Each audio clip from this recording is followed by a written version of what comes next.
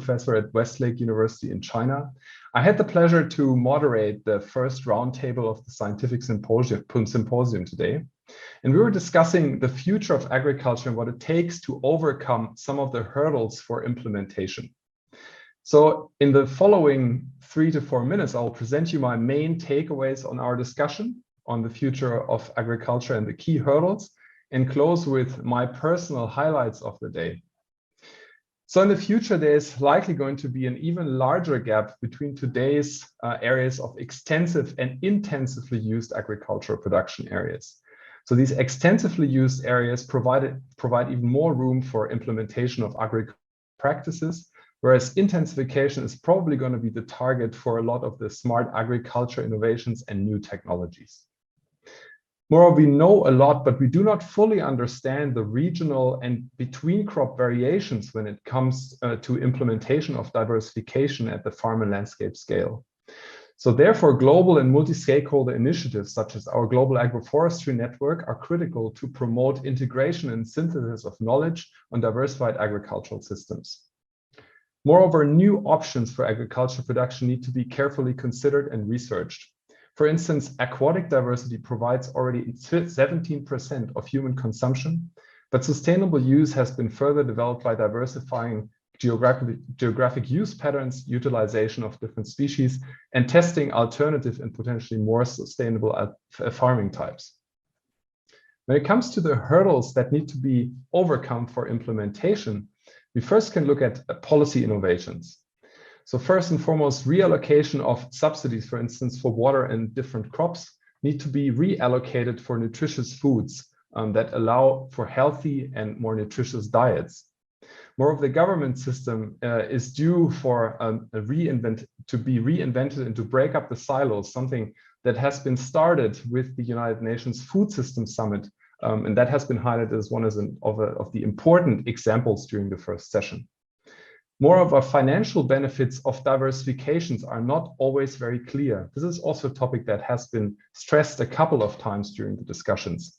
And this is why the funding pledges that were submitted during the COP26 are important for large-scale implementation of diversified agriculture, for instance, for cocoa and rubber agroforestry. It has also been stressed that the media plays an important role to inform the public about the urgently needed change in agricultural production systems. And here we all come in to provide support to journalists to get them the best, the exciting stories, and to really truly support them to understand these important topics such as biodiversity loss, climate change, and the potential for agroecology. I want to also stress that it's critical to empower local farmers and the local communities in the decision-making processes, but also the access to technology.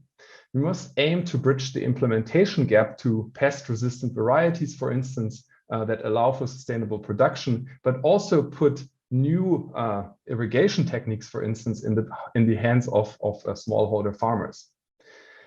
I want to close by the highlight of the day for me that was presented by Roba Gilo from the Karayu Oromo tribe in Ethiopia. He was totally full of passion and enthusiasm when he was talking about his nomad dairy startup, and that selling camel milk is helping the communities to overcome these climate impacts. For me, this really was a truly amazing example of how indigenous people see and then also take great opportunities for self-empowerment. So with this, the very exciting day number 3, the production day, is coming to an end. And I would like to take that chance to thank the organizers, the team behind the scenes, and you, the audience that came to make this Congress so enjoyable. Thank you very much. And I'm now handing over to Bea Mas, our Roundtable 2 chair of our science session in the morning. Thank you. Thank you, Tom. And I follow up with thanking you all very much for this amazing Congress Day. Many thanks to the organizers for the invitation, and many thanks to the many different speakers that we had, the panelists in our session on diversity on farms and climate resilience, for enhancing ecosystem services delivery and maintaining production, Roundtable 2 today. And a special thanks also to you, the audience from my side, because thanks to you all, we had such an inspiring day and the chance to rethink food production and how it can be combined with biodiversity conservation and climate change mitigation. Also, thanks to you, we got questions on every presentation and for every panelist in our session, which I find amazing, including many questions on the social ecological implications of combining food production, biodiversity conservation, and climate mitigation goals. And there we discussed many different challenges and opportunities, implementation challenges and opportunities. Many of them, as Tom already mentioned, related to limitations in our discussion, limitations in our communication, not only with media, also within sciences, across different fields, limitations in the integration of different fields. But on the same hand, those limitations can also present opportunities to improve in exactly these fields, opportunities to improve in our collaboration. And with this, in one point, we found a point of agreement, and we learned that the answers matter to very different perspectives. And with integrating those different perspectives, we can achieve sustainable agriculture. So we need to overcome practices that are currently considered as the main threats to biodiversity globally, is also a learning that we achieve today. And actually, and here I refer again back to the inspiring keynote talk from this morning. Actually, this is not a new knowledge, not something that we know very recently. We continuously improve our knowledge on cross-disciplinary work, on transdisciplinary work that is truly integrated, that truly integrates different skills and knowledge assets into its approaches in order to make these combinations happen, make food production and biodiversity conservation in combination happen in reality. But in order to do this, we need to go beyond knowing. Knowing is not enough. So the presentations and discussions of this day have shown clearly that we need to increase efforts regarding the implementation of sustainable agricultural practices and to put theory into exactly this practice. Yeah, many exciting approaches are already in place, and now it's time to make sustainable agriculture happen. And with this optimistic conclusion, I would like to thank you all again very much and hand over to Ivan, the chair of the Indigenous People session from today. Thank you. Ivan, the floor is yours. All right, thank you very much, Bea, and my colleagues. Today has been a very pleasant day to me. Very exciting to hear these amazing presentations. And yeah, for those who don't know me, I'm Ivan Novotny. I am a researcher at ETH Zurich, and as Bea mentioned, I moderated the Indigenous People session of this afternoon. And this afternoon, we had 4 amazing and rich presentations where our speakers showed us how Indigenous people transmit knowledge and maintain agrobiodiversity. We heard stories from camel milk producers in Ethiopia to how different ethnic groups relate to a diversity of maize land races in Mexico, which is fantastic. It's not only about agrobiodiversity, but also about social diversity. And I think these two walk hand in hand. And yeah, despite this clear importance Indigenous people have in preserving traditional knowledge, traditional agricultural systems, they face several challenges, and life has not been easy for them, as all of our speakers mentioned. So mention a few things they brought.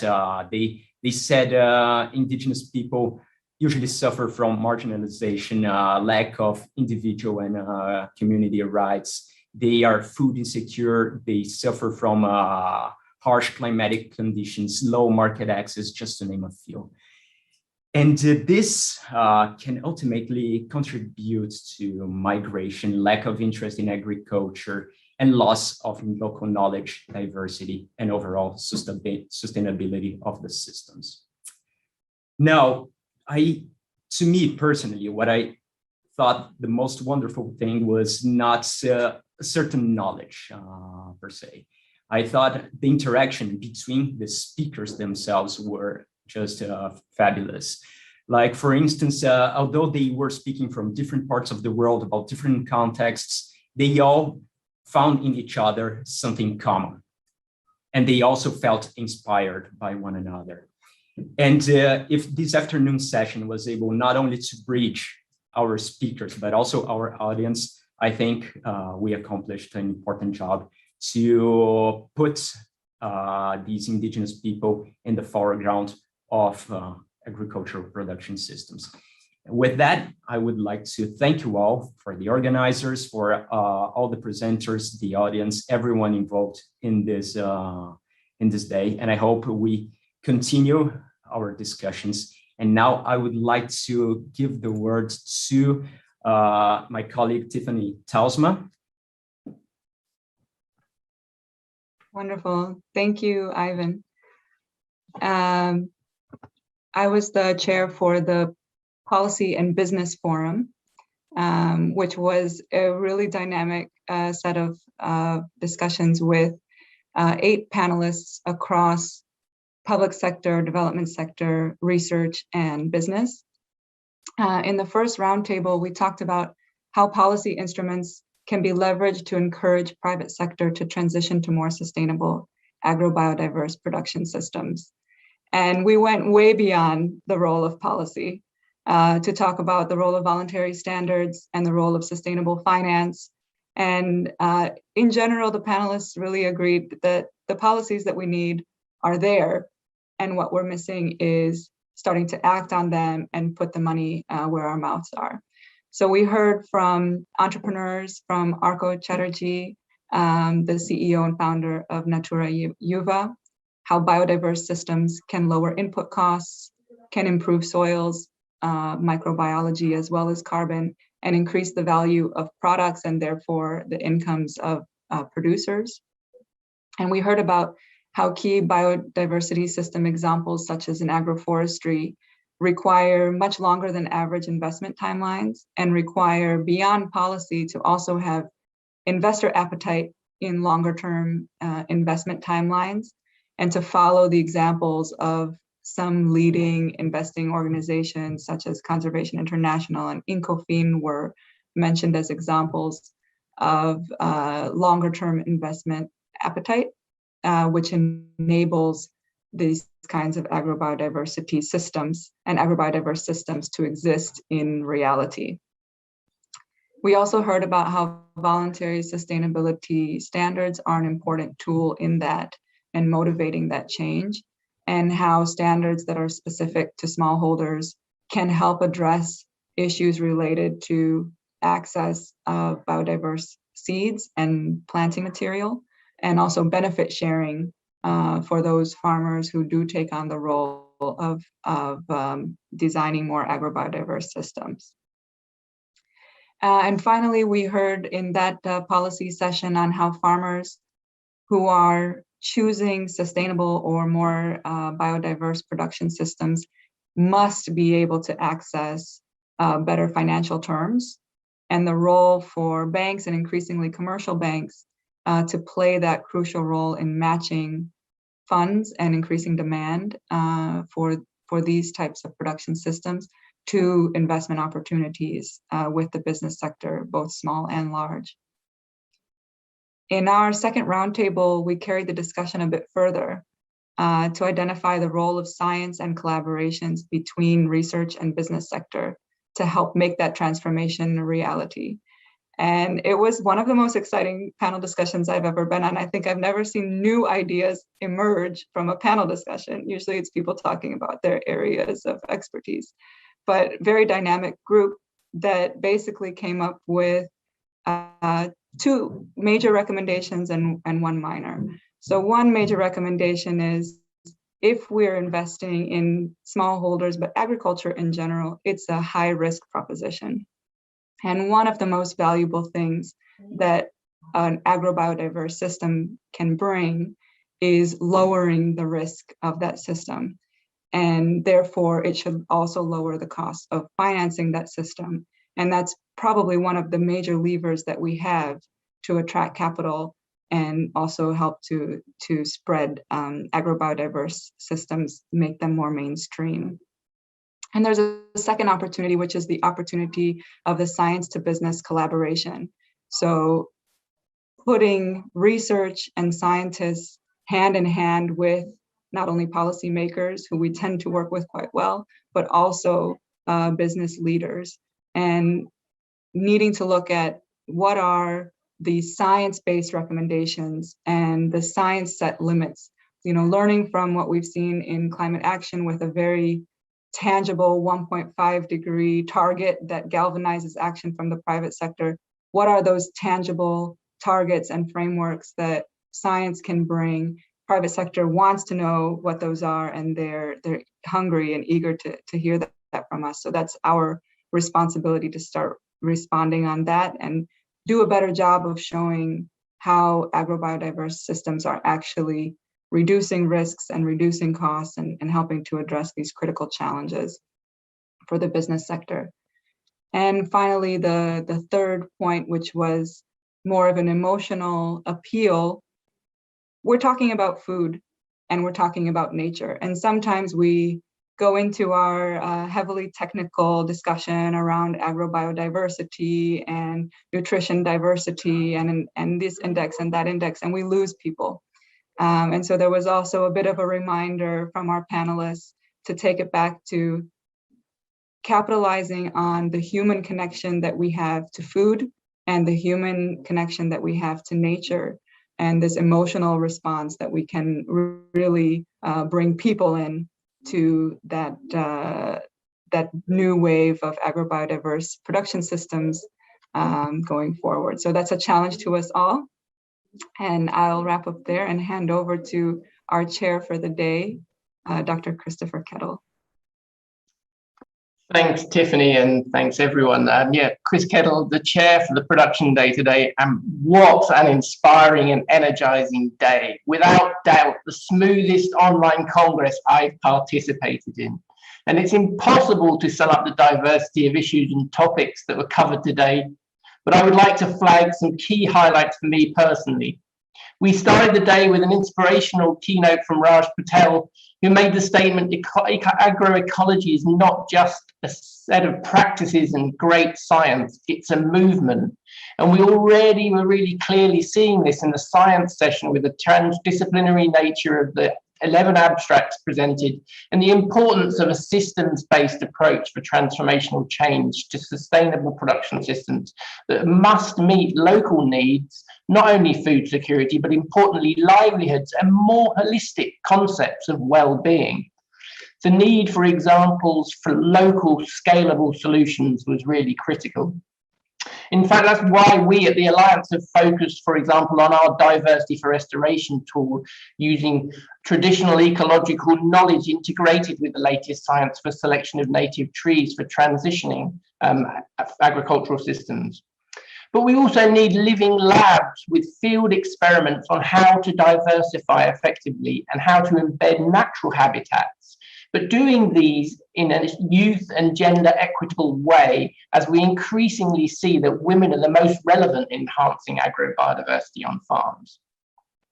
Perhaps what was even more energizing for me was the thought that agroecology is an important entry point for transitioning sustainable food systems, not least because of climate change and the impacts that climate change has on everything, which makes transitioning to diversified systems a no-brainer, not only for farmers, but also for the private sector and investors.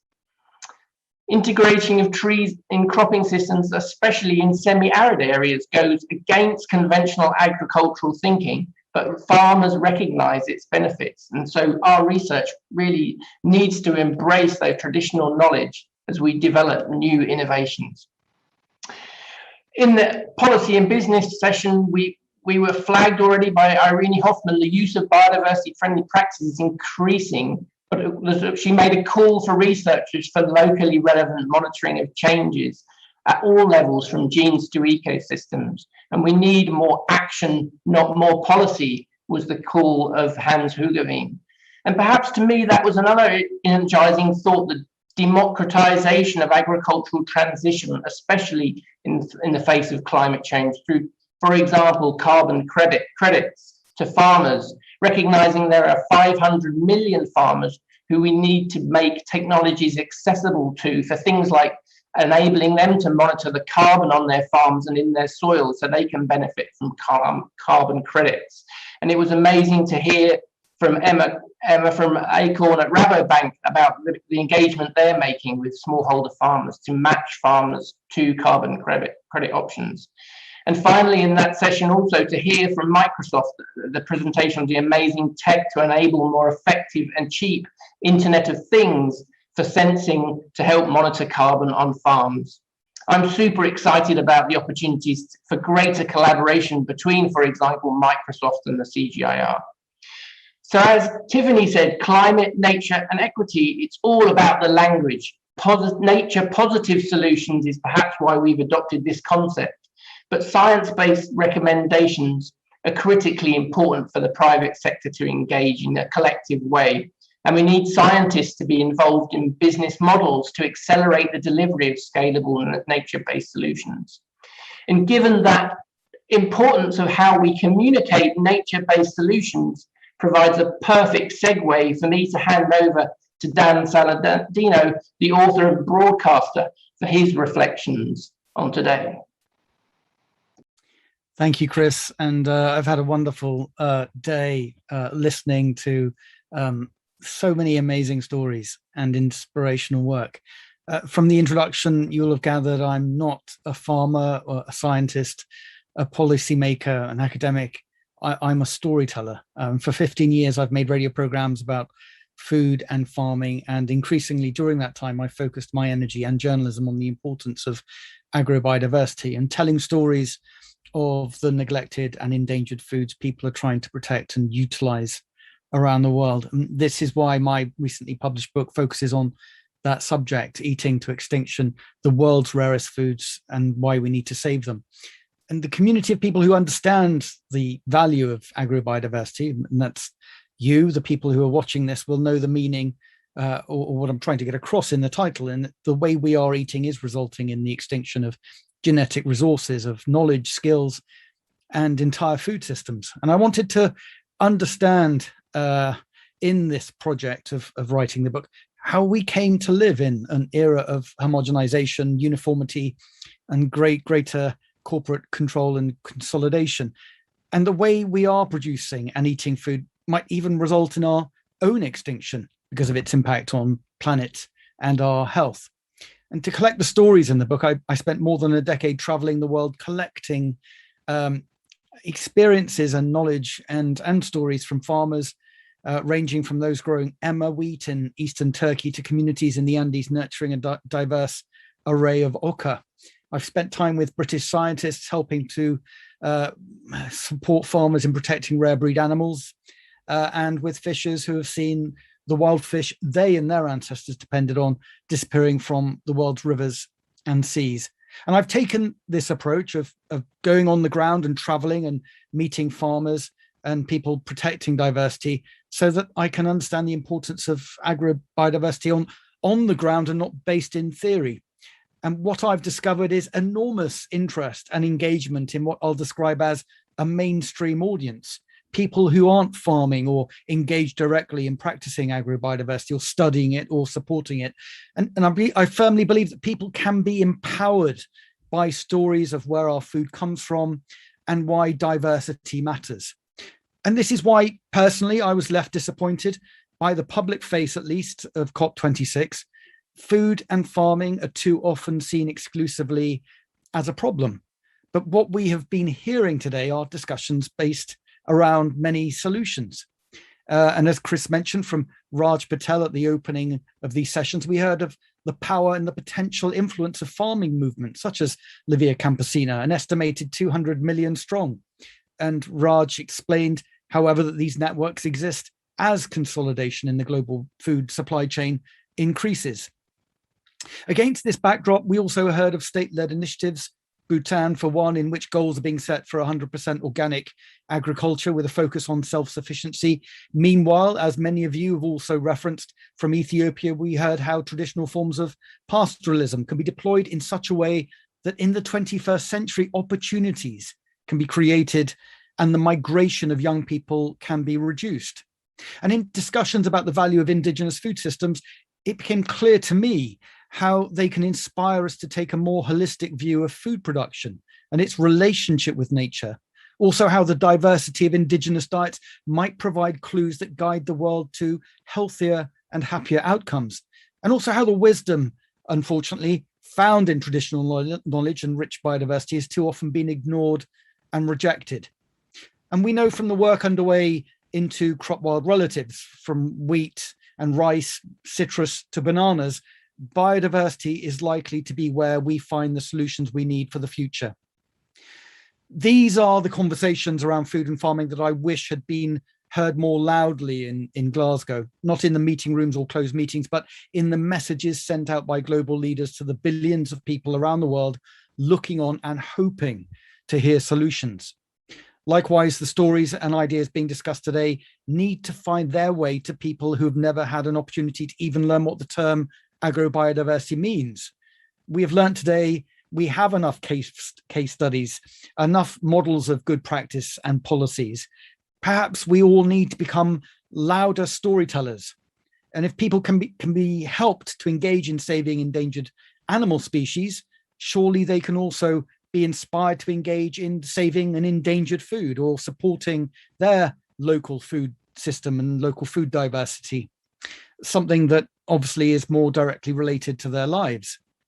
The rich profusion of diversity provided by nature and guided by human hands is not just one of the most beautiful features of our food and farming history. We nurtured diversity because we needed it. And in the creation of cuisines and the evolution of cultures, we have celebrated it. Stories in diversity and of diversity can inspire people to engage in these bigger, more complex issues. Other international networks such as Slow Food show us that creating mass movements around food are possible. And perhaps we can even give people a selfish reason to embrace and demand diversity in the food system and in their diets. The emerging science of gut microbiomes, for example, puts diversity of diets at the center of good health. And I've seen for myself, spending time with hunter-gatherers in Eastern Africa, how they have a potential menu of 800 different plant and animal species, or when archaeologists have dug up bog bodies from Denmark, how they've found that seeds of 40 different plants inside the guts of the preserved bodies. We as species evolve. Our story, our history, our evolution is based around diversity. And people are also increasingly aware, I believe, that technological fixes will not fix all of the problems we face. And in my book, I mentioned the physicist Albert Barabasi, an expert in unraveling complex networks, both human-made and natural. And he argues that the driving force of science during the 20th century was a relentless kind of reductionism. Convinced by our own cleverness, we believed we were capable of deciphering nature in all its complexity and then overriding it. And yes, we have been brilliant at fathoming the constituent parts, as I explain in stories in the book, but we have also often failed to understand nature as a whole. And like a child taking apart a favorite toy, Barabasi says, sometimes we have no idea of how to put it back together again. And in riding reductionism, we run into the hard wall of complexity. But the message from today is clear: change is possible.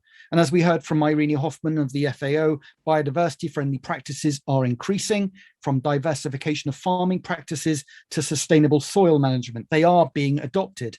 And Arko Chatterjee explained how compelling business models exist in which farmers can be rewarded for investing in polyculture and rejecting the monoculture model.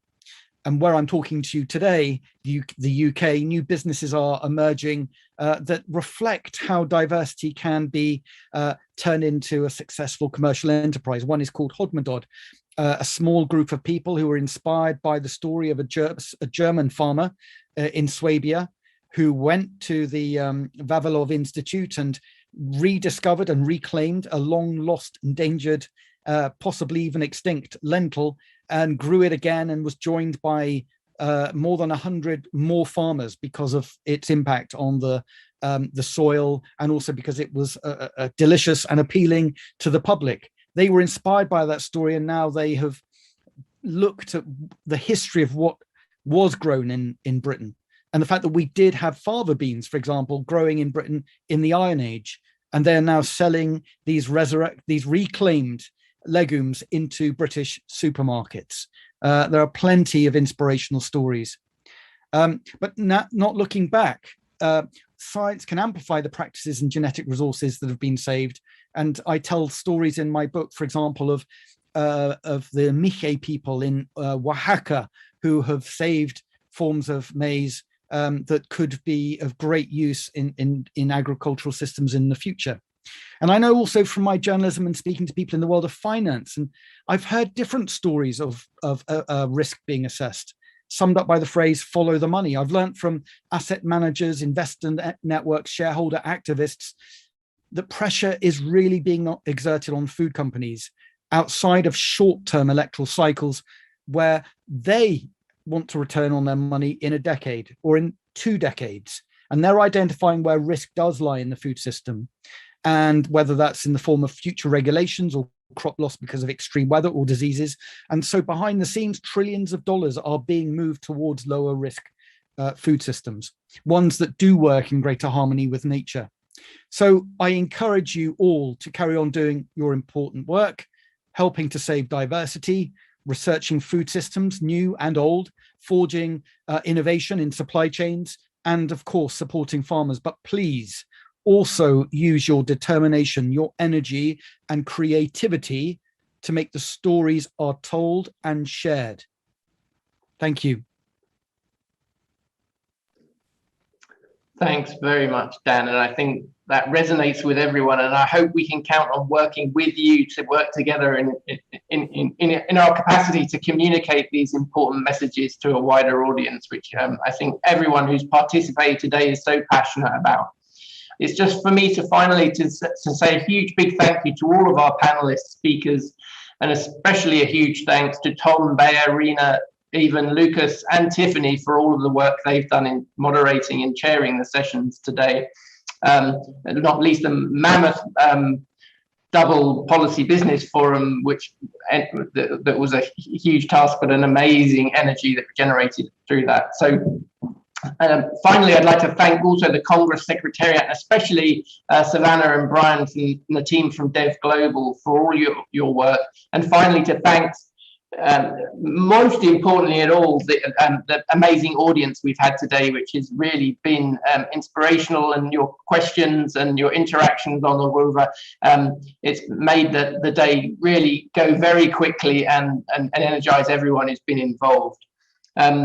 It's just for me to finally say, to remind everyone to please join the cooking shows on Forgotten Foods that will be following the end of the session today, and especially to join the side events. And not least to remind you all that tomorrow we will continue with the equally important consideration of how we will save agrobiodiversity through conservation, which Dan nicely summarized in relation to his book, which today will be chaired by my colleague Esen Delou. And I encourage you all to join early tomorrow and make the most of what's set to be another fantastic day. So thanks everyone, and have a great evening, and look forward to interacting again tomorrow.